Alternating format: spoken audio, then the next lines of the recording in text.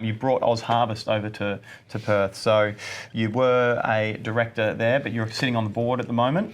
Yes. Ausharvest is a food charity, and we've been in Perth now for about 7 years, and we've got Jennifer Keane runs it, and it's based in East Perth as our warehouse, and we don't really receive any sort of government money or anything, so it's up to us to raise money every year for it. We get a little bit of support from national, but fundamentally it's not that much, and so it started off in New Year's Day. Being from the hospitality industry, you'll appreciate this one.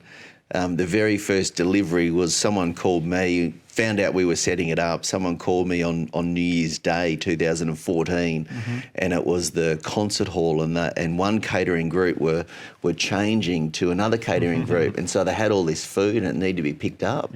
And they'd heard about Ausharvest, and I rang Jen and said, look, sorry, it's New Year's Day. I understand you probably had a big night or something like that, but can you? And she got in the van and went and picked up about a ton of produce that was going to be thrown in the bin, and that produce then found its way into some various other charities that then were able to feed their residents. And that's how Ausharvest really started in WA, and it's just gotten bigger and bigger.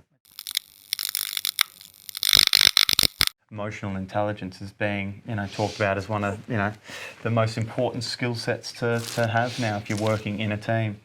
I think I agree with you. You're 100% right, and I think there's and I think maybe I've got two older kids. I've got three kids, three boys, and 18, 16, and 10 months old, and looking at the school system and so on, and I always think one of my best, and this is why I love the hospitality industry, one of my best sort of education pieces, if you like, was working in pubs. And I worked in pubs all the way from... Dealing with people coming in, and some would have had too many beers, and you've got to sort of try to diffuse them, and then other people are giving you the pat on the back.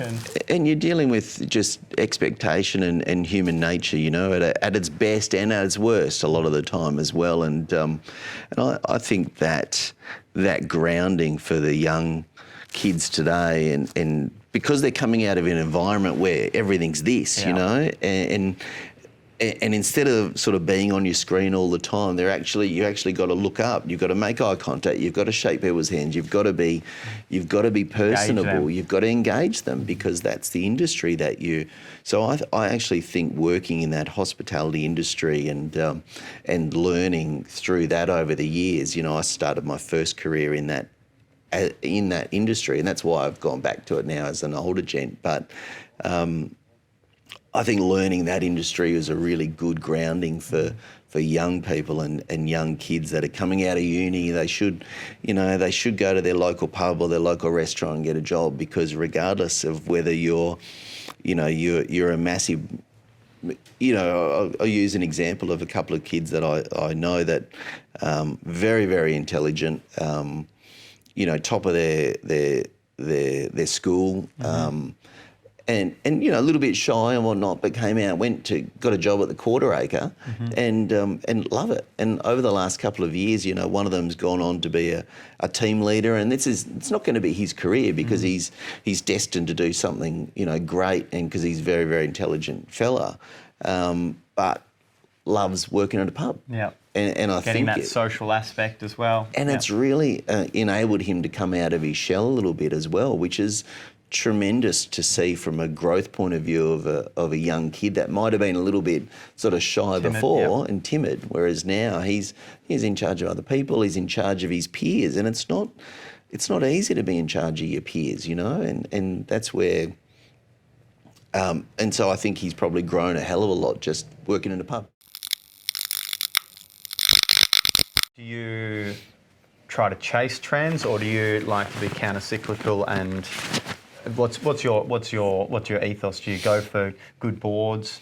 Do you go for companies you know are tried and tested, or do you go for startups that you can see, they've got a good idea and they've got a good team behind them and good? Yeah, look, it's a funny one. You go through in the sort of small cap market where we predominantly invest in the funds. For instance, you're generally backing in that sector of the market, you're backing people, you know, because if you're investing in Commonwealth Bank or BHP or something like that, then there's no real, you can't find any real competitive advantage, Yeah. you know, like everything is automatically in the price.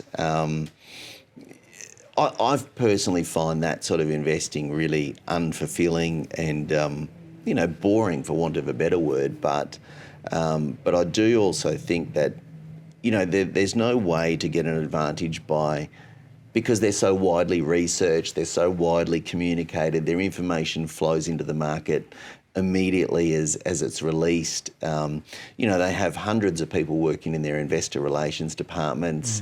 They're briefing analysts who are briefing fund managers and so on. So there's no... You're never picking up a discount there. You're never picking up a discount, exactly right. And so where we've, you know, been relatively successful over the years is sort of in that small cap area. And in my experience, you know, those companies sort of need, you know, one of three things, or sometimes all three. You know, they need time, money, or brains, and the time just to, you know, the strategy to actually take effect, or it could be money, in which case you're getting a discount. You know, you're supplying money to these companies that you're supplying growth capital for them to grow. To employ the right minds to then be able to take to the next level. Correct. And sometimes they just need a total change of strategy, in which case it might be, you know, you get involved and you know, we've got one at the moment that probably needs you know, an investment that we've been in for a while, and it's started off, it did reasonably well, did very well, and then it's come back a long way, and that probably needs a bit of a shake-up at the moment. So that could be, you know, a changing of the board or something, you know, down the track on that one.